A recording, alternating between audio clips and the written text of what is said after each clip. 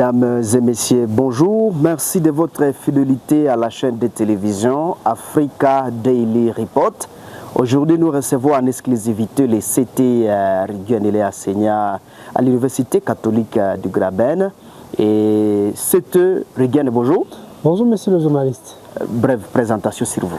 Alors, je suis Moïndo Moïse Riguen.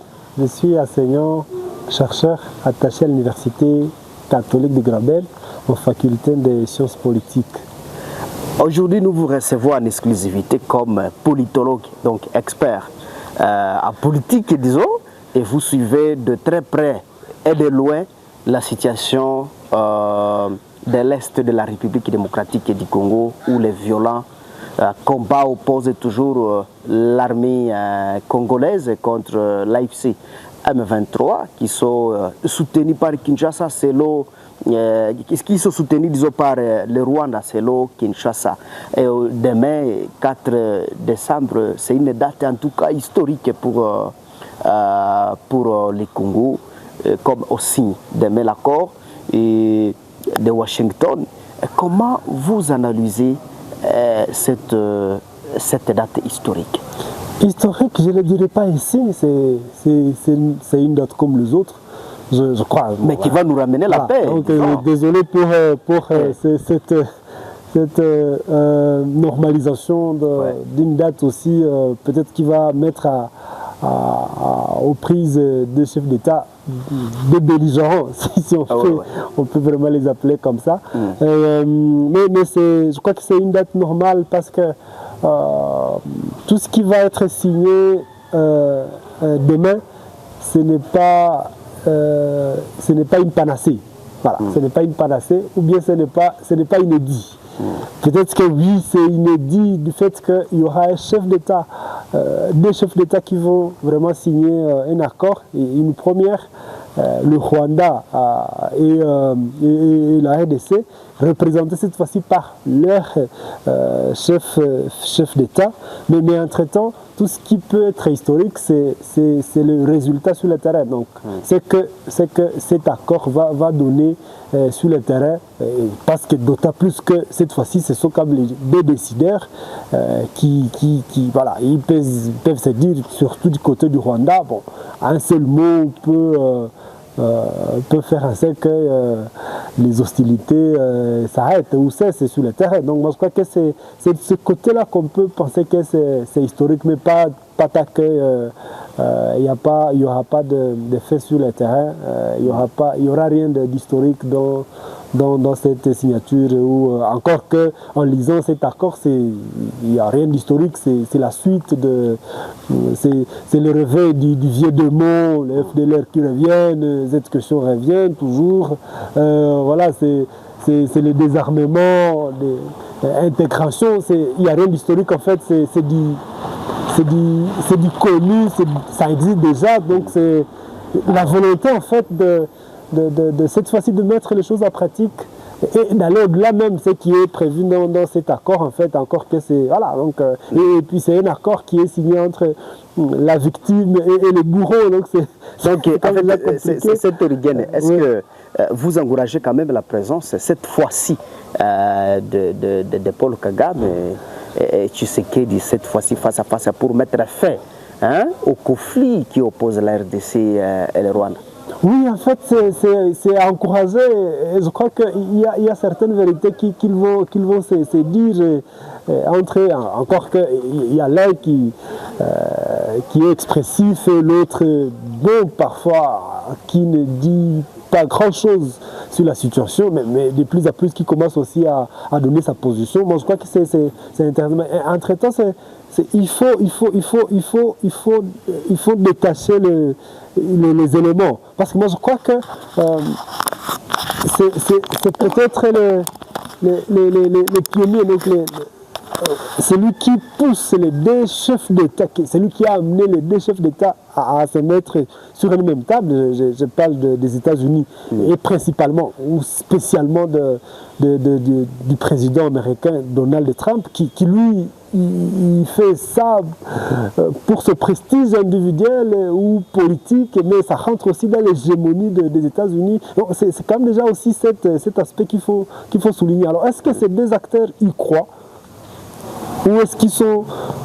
leur patron les a appelés, venez juste parce que voilà, c'est moi qui vous appelle en fait. Donc ça signifie, il y a quand même aussi cet aspect, on soulignait, ce sont les États-Unis qui chantent le plus le retour de la paix que les acteurs eux-mêmes qui sont sur le terrain. Donc moi je crois que ça aussi c'est un aspect important à souligner, que est-ce que c'est pas une victoire du président américain et que la situation est restée comme telle sur le terrain. Donc c'est autant d'inquiétudes qui restent et il ne faut pas être pessimiste déjà.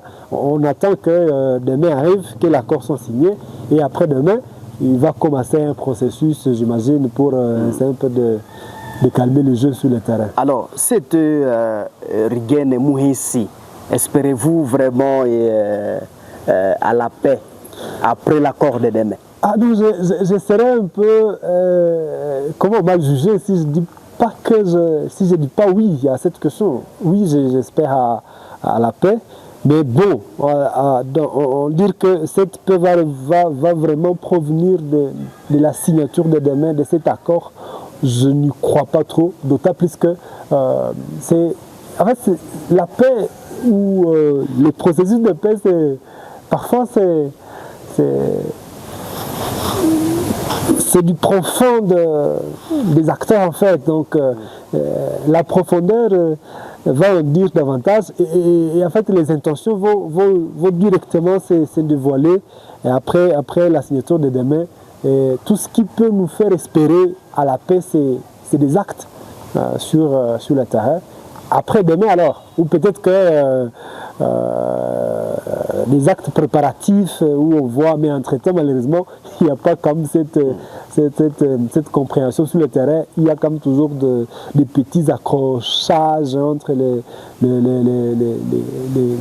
parties prenantes, les M23, les FARDC. Donc ça signifie qu'il y a même déjà, ce matin, on sent déjà que toujours il y a des petits combats qui se déclenchent. Ah, des petits combats, il y a des combats, mais c'est Voilà. Donc, il y a beaucoup de zones. Je voudrais...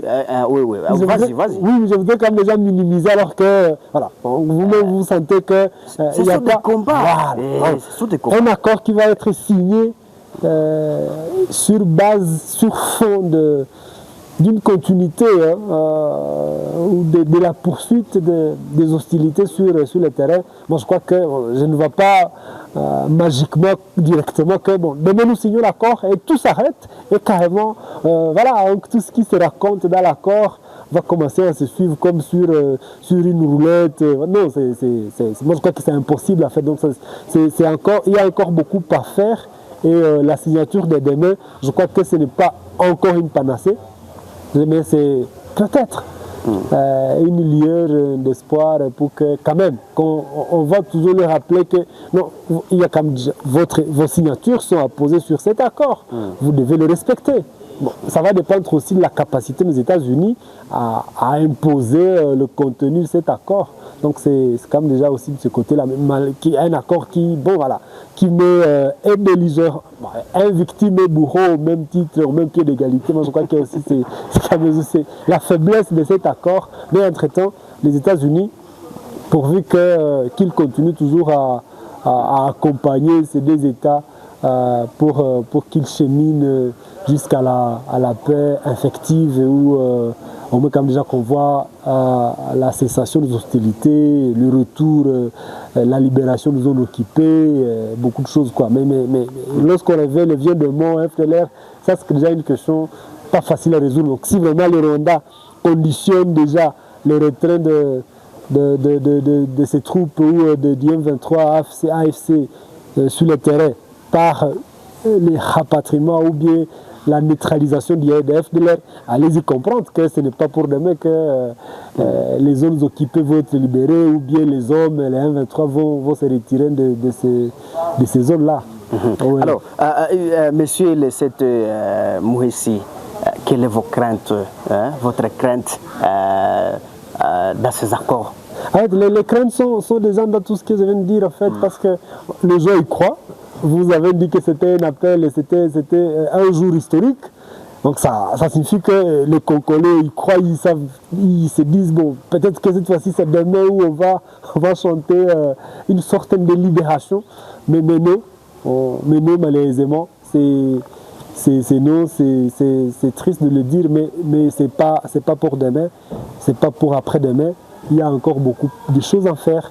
Ma crainte, la plus vraiment grande, c'est cette hypocrisie qu'on peut lire sans détour dans les chefs des acteurs, les deux acteurs qui vont signer demain. Et l'hypocrisie de l'acteur congolais, je crois que ça se confond avec la faiblesse. Donc voilà, c'est quand déjà cette crainte-là, on se dit, bon, est-ce que le chef de l'État congolais a vraiment cette capacité à imposer ou à faire passer sa voix auprès de... Parce qu'ils ont tous là où ils se plaignent. Donc voilà, ils se plaignent auprès de cette superpuissance. Mais alors, qui est écouté le plus? Donc ça signifie que c'est comme déjà cette difficulté-là. Et la crainte, c'est cette hypocrisie. Il n'y a pas encore eu d'aspiration profonde entre les deux acteurs pour vraiment que ce qui va se passer sur le terrain, qu'il y ait des avancées réellement dans le sens du retour ou bien de la cessation des hostilités. Oui. Alors, c'était Riguen et moi, nous sommes en tout cas à la fin de notre entretien sur la chaîne de télévision Africa Daily Report. Vous, personnellement, avez-vous un message en tout cas adressé aux Congolais qui vous suivent à RDC, mais également aux Congolais qui vous suivent dans la diaspora? En fait, alors, à tous les Congolais, moi y compris, c'est que nous devons toujours être prudents, en fait, parce que ce n'est pas avec un papier que la paix va revenir. La paix, le retour de la paix, c'est une question d'actes qu'on pose sur le terrain. Donc, je vais toujours demander à nous tous Congolais d'observer et oui, d'accorder un peu les bénéfices du doute, parce que c'est quand même déjà notre pays, mais de ne pas tomber dans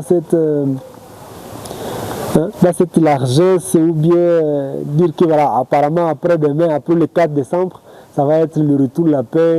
Non, donc je demande à tous les Congolais d'observer et de toujours continuer à être prudent et de prendre tout avec froideur, avec recul et pas tomber dans une